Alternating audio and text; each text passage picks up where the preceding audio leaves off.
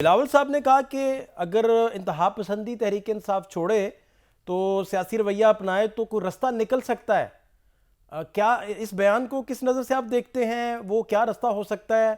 और इंतहा पसंदी छोड़ने की जो बात है, इसे आप किस क्या मानी पहनाएंगे, किस तरह इसे डिस्कस करेंगे जी चौधरी साहब? मेरा ख्याल है ठीक है। उन्होंने ओवरऑल जो अपनी स्पीच की है उसका थीम जो है वो रिकन्सिलिएशन है।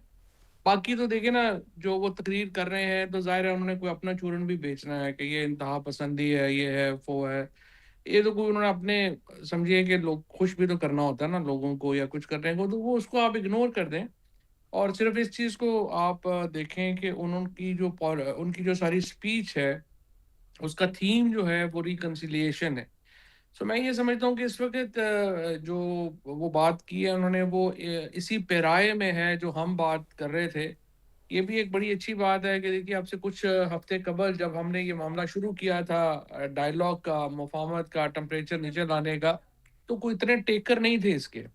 लेकिन अब कम से कम ये है कि एक नेशनल कंसेंसस हमें नज़र आ रहा है इस बात के ऊपर कि टेम्परेचर नीचे आना चाहिए, बातचीत होनी चाहिए और चीज़ें जो हैं वो आगे बढ़ानी चाहिए।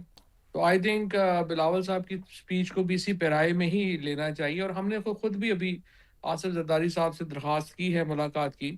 वो इस्लामाबाद पहुँचते हैं तो अगर उनसे मुलाकात होती है तो फिर उसका ज़्यादा एक हमारे पास एक डायरेक्ट आइडिया होगा उनके ख़्यालात का।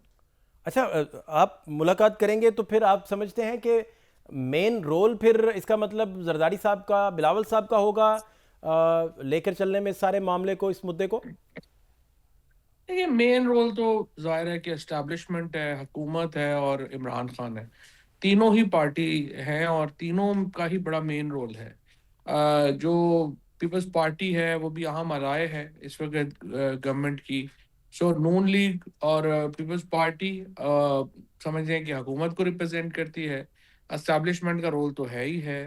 और फिर इमरान खान, ज़ाहिर है ये तो नहीं हो सकता कि हुकूमत और एस्टेब्लिशमेंट मिलके कोई रिलीफ़ दें और आगे इमरान खान जो हैं वो रिलीफ ना दें या उसके जवाब में कोई मुस्बत जवाब ना दें, तो ज़ाहिर है फिर तो चीज़ें नहीं चल सकेंगी ना।